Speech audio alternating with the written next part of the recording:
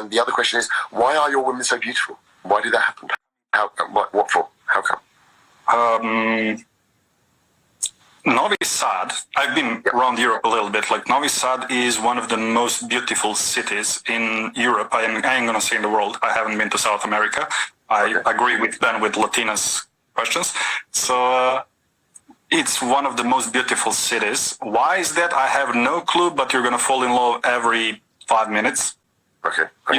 You can maybe account wars and like when you have more women, less men, like the most beautiful ones are going to prosper or something like that. But it is really, really beautiful.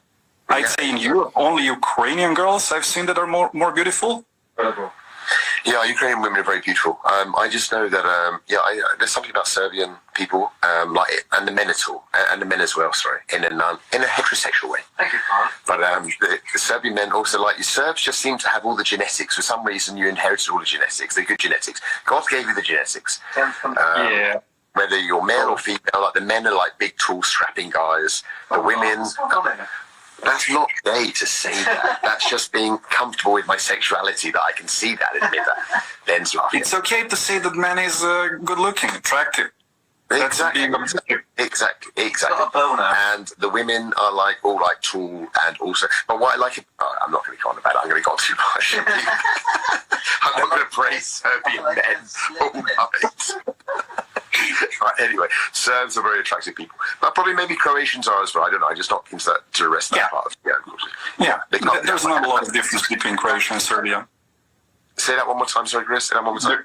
There's not a lot of difference between Croatia and Serbia regarding looks. Or Macedonians. Tell us from Japan.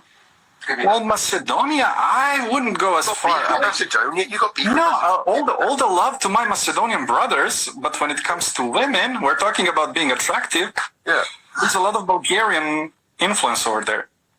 Oh, we don't want no Bulgarian influence. We just want pure stuff.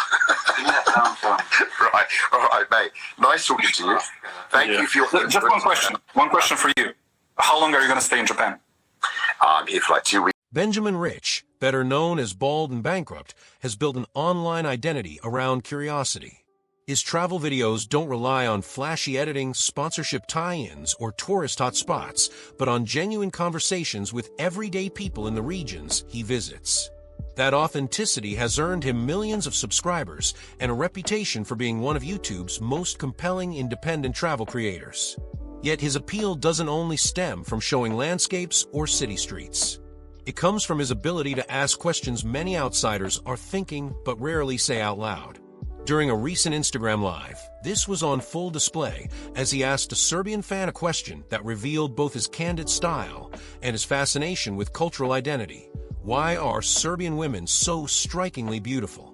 The fan's response and the discussion that followed offered a rare glimpse into how locals see themselves and how outsiders perceive them. Beauty has always been a delicate subject, but in Serbia, it intertwines with history, genetics, migration, and cultural confidence. The conversation was playful at moments, but it also highlighted deeper truths about how physical appearance, gender dynamics, and national pride all intersect in the Balkans. Bald began by framing his own experience. He traveled across much of Europe, seen countless cities, and yet, in his words, certain places in the Balkans left a particular impression. Cities like Novi Sad or Belgrade seemed to be overflowing with strikingly attractive people. It wasn't simply about fashion or makeup, but about a certain natural confidence and presence that Serbian men and women seemed to share. He admitted that even as a straight man, it was impossible not to notice how well-built and commanding many Serbian men appeared, while the women often turned heads within seconds. The fan agreed and tried to explain the phenomenon. One theory he mentioned was demographics. In a society where women slightly outnumber men, there's more competition among women, which allows the most striking ones to stand out and thrive. Another layer was genetic. The Balkans are at a crossroads of history, a region where Slavic, Mediterranean, and Ottoman influences have blended for centuries. This mix produced a population that often carries strong bone structures, tall frames, and symmetrical features. To the fan, these were gifts of geography and history, handed down through generations. But beauty in Serbia isn't only about genetics. It's also about culture. Serbian women are known for taking care of themselves, presenting well in public, and placing value on elegance. Even in smaller towns, it's common to see women dress stylishly when walking through city squares or going out for coffee. This effort doesn't mean artificiality, rather it reflects pride. In societies where community and public life remain strong, appearance becomes part of social participation. When everyone gathers in the same central spaces, how you carry yourself becomes a statement. The conversation also touched on comparisons. Ukrainians were mentioned as another group known for striking beauty, with Bald observing that in his travels, Ukraine and Serbia both produced moments where turning a corner meant being momentarily stunned by another person's looks. The fan acknowledged that Croatians and Macedonians share similarities too, given the cultural overlap in the region. He jokingly noted, however, that Macedonian women didn't strike him in quite the same way, suggesting that while beauty crosses borders, each country retains subtle distinctions. What made the exchange particularly interesting was that Bald didn't shy away from acknowledging the attractiveness of men as well. He noted that Serbian men often appear tall, broad-shouldered, and confident, carrying themselves with a presence that's difficult to ignore. For him, recognizing this wasn't about blurring gender lines, but about acknowledging an obvious reality. Serbia produces striking people, regardless of gender. The fan laughed and agreed, showing that among Serbs, this kind of acknowledgement isn't considered threatening, but natural.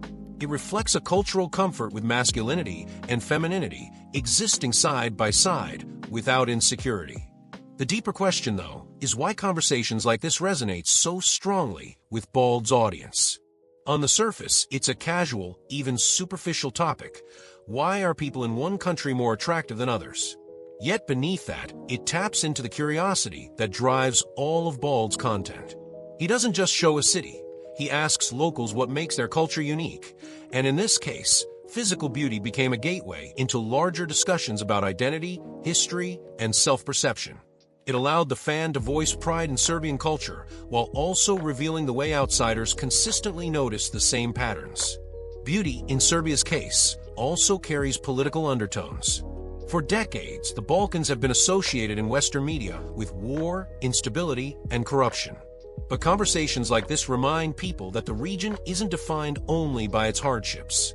It's also home to vibrant communities, strong cultural traditions, and people who often carry themselves with a confidence born of resilience. By asking about beauty, Bald indirectly challenged the stereotypes that Westerners may still hold, reframing Serbia not as a troubled state, but as a place full of vitality and striking individuals. The fan's final note about corruption in Serbia added a bittersweet edge. While proud of his country's people, he admitted that the future often feels uncertain because of political and systemic issues.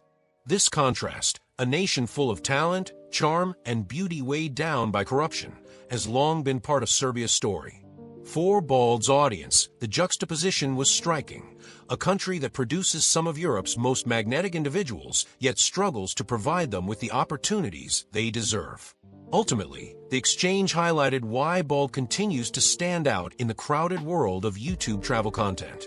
He doesn't shy away from questions that might feel too blunt or awkward, but instead uses them as entry points into broader cultural discussions.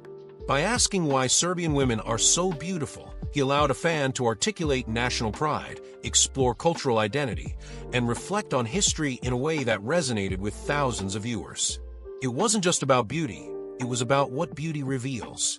For Serbia, the answer lies in a mix of genetics, culture, and geography, but also in the pride of a people who remain resilient despite systemic challenges. For Bald, the conversation reaffirmed his signature approach. Let locals speak, let outsiders listen, and let the truth of a place emerge in real time. And perhaps that's why his content continues to attract millions. Because in a world where travel media often feels sanitized, Bald's candid curiosity shows audiences not just landscapes, but the soul of the people living within them.